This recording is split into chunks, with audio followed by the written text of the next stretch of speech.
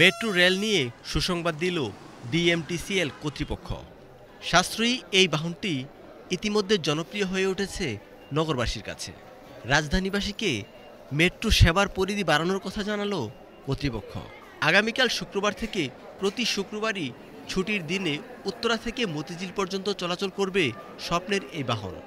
ছুটির দিনে বিকেল 3:30 থেকে রাত 9টা পর্যন্ত উত্তরা থেকে মতিঝিল রুটে এবং দুপুর 3:50 থেকে রাত 9:40 পর্যন্ত মতিঝিল থেকে উত্তরা রুটে 12 মিনিট পর পর চলবে মেট্রো রেল। এর মাধ্যমে সপ্তাহে 7 দিনই মেট্রো পরিষেবা পাওয়ার সুযোগ পাবে নাগরিকরা। জন আকাঙ্ক্ষা এবং জনপ্রত্যাশাতে তাল মিলিয়ে আমাদের উপদেষ্টা মহোদয় তিনি দায়িত্ব গ্রহণ করার পরেই প্রথম যেদিন মেট্রো রেল ভিজিট করতে যান সেদিন তিনি বলেছিলেন যে আমরা শুক্রবার ওইটা চালু করব।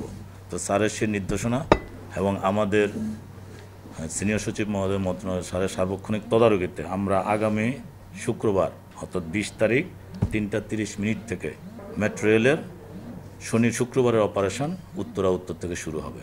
এখন শুরু হচ্ছে আমাদের 7 দিনের মেট্রো রেলের যাত্রা।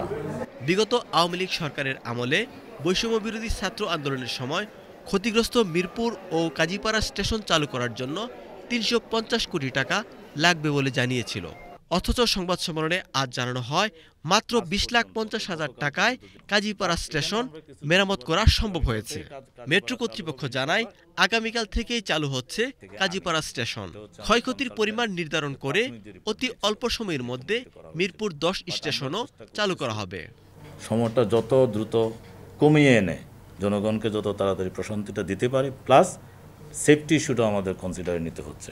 আগামীকাল থেকে কাজীপাড়া চালু হবে ইনশাল্লাহ। চালু করার জন্য আমার এখন 20.5 লাখ টাকা আমাদের লেগেছে সিভিল, আর অনিবার্য কারণবশত আপনারা জানেন মিরপুর 10-এ আপাতত থামবে না, এটা আমাদের কাজ চলছে। কাজ শেষ হলে আমরা দ্রুত এটা চালু করার চেষ্টা চালাচ্ছি, যেহেতু জন আকাঙ্ক্ষা মিরপুর একটি হাব। প্রতিদিন অন্তত 3 লাখ লোক চলাচলকারী মেট্রো রেল যাত্রীদের চাহিদা বিবেচনা করে রাতে আরও বেশি সময় বাড়ানোর পরিকল্পনা করছে কর্তৃপক্ষ। মাহফুজুর রহমান, বাংলাদেশ টেলিভিশন, ঢাকা।